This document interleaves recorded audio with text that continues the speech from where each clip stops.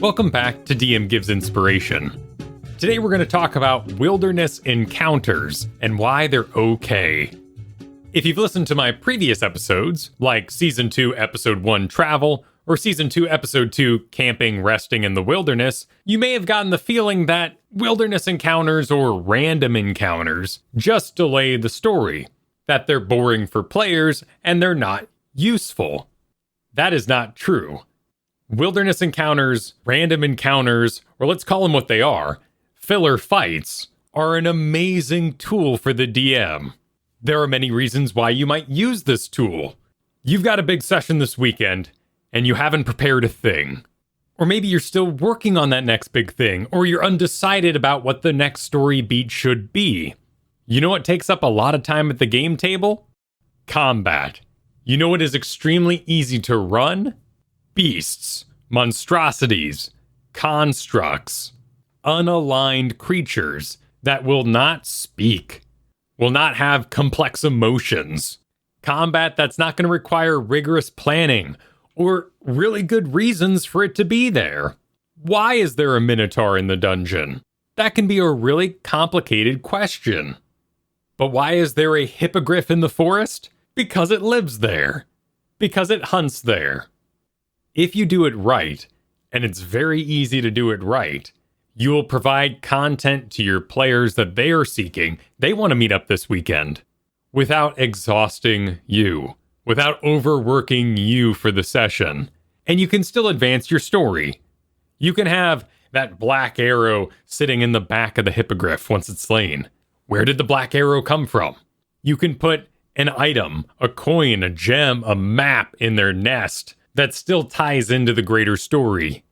This isn't to say that every time I run an unaligned monster, a beast or monstrosity, that I am wasting time, that I didn't have a plan for the day. It's great that the world is full of threats, full of monsters. That's why the city has walls. That's why the people live in cities. Because it's dangerous out there. That's our world of adventure. But it's also okay as DM to just not really be into it for the day. To feel a little off. You don't feel like advancing that main story, having them meet the big bad, because you just have a lot going on right now. So like calling in sick, it's not something you do every day, but it is a tool to help you recover, while still getting to see your friends and hang out. Let's talk about these unaligned monsters a little bit, and what makes them tick. The monster manual says, quote, "Many creatures of low intelligence have no comprehension of law or chaos, good or evil. They do not make moral or ethical choices, but rather act on instinct. These creatures are unaligned, which means they don't have an alignment." End quote. So the big thing you're taking out of this is instinct. Instinct prevails.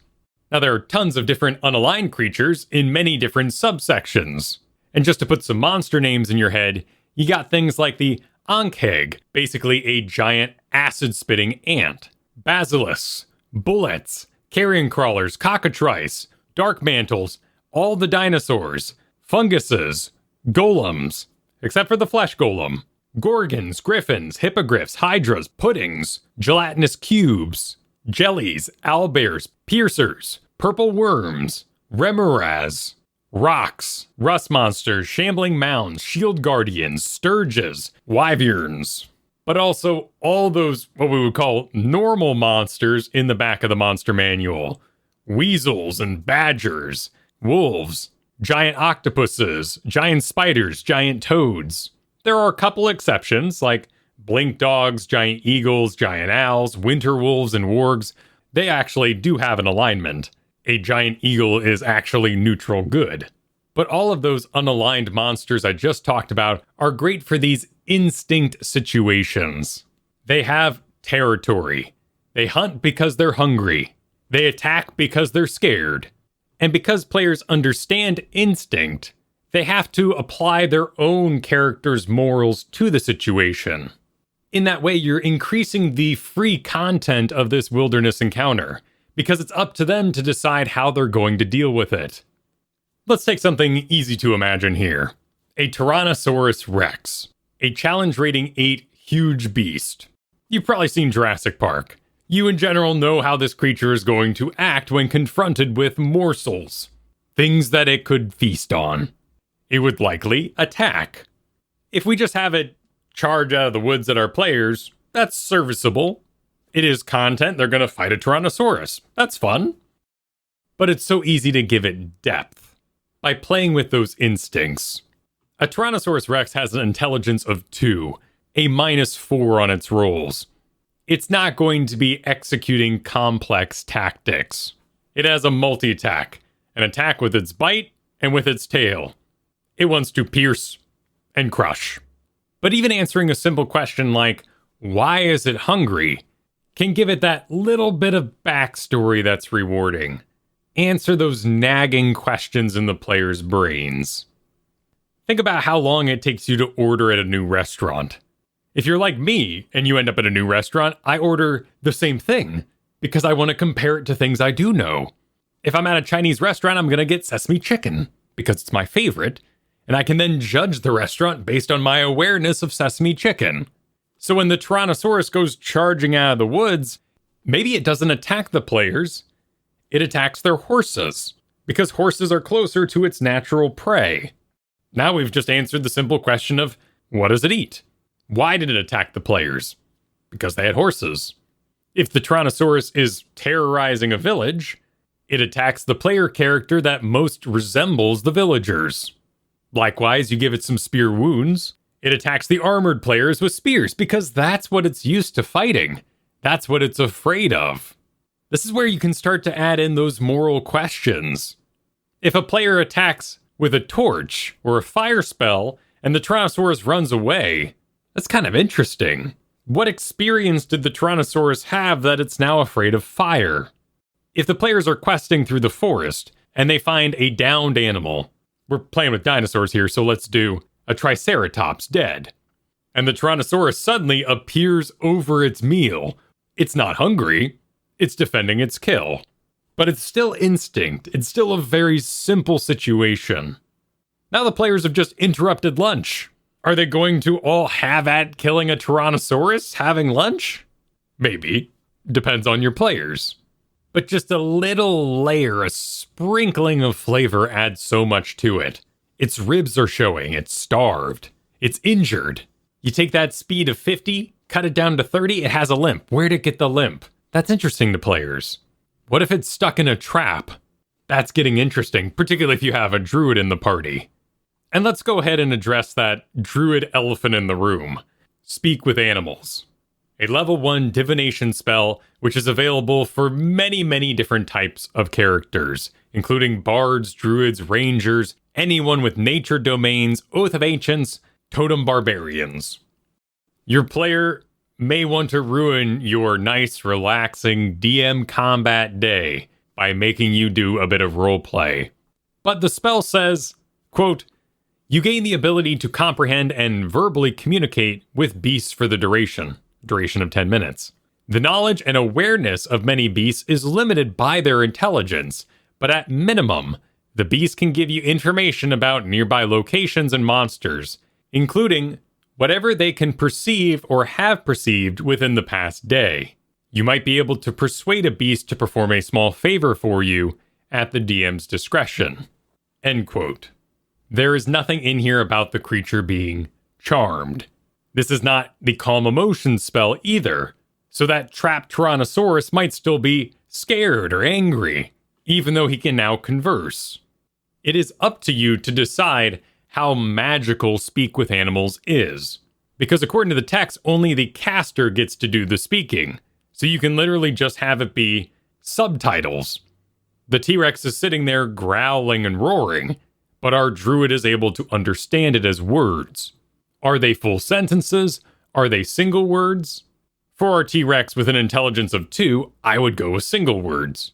What Speaks with Animals actually does is allows them to make other checks that require language, like a charisma check, like a persuasion check, like a deception check if they really wanted to lie to the T-Rex. Often our druids and rangers don't really have that good of charisma anyway, and they're better off using animal handling, which is a wisdom check. Because they are different checks, Because the handle animal is based on body language and knowledge of animals, there is no advantage on animal handling just because you can now speak to the creature. You are speaking to it. You should now use speaking abilities like persuasion. So don't go giving away advantage with talking to your T-Rex. Unless you really want to, and that would be home ruled, and that's fine. And while we're talking about the rules here, let's bring up another exception. That monster manual said many creatures of low intelligence are unaligned. But you might notice the unaligned large construct Shield Guardian has an intelligence of 7. In this case, it's more of like AI, programming. Golems and Guardians are able to execute complex tasks, even make choices about how they're going to complete their instructions, but that doesn't mean they're intelligent or self-aware. They've just been programmed with a decent intelligence score so they can handle their job. If you have time and the spare resources available, you can now expand outward from our trapped or hungry T-Rex. We can add flavor to its territory. Dinosaur skeletons, downed trees. We can go to that village and add a quest to kill the T-Rex. Make it obvious.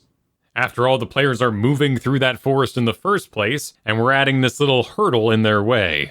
And some of these unaligned monsters are just easier to run than others. For instance, the giant octopus, a challenge rating 1 beast. It's going to need to be in water.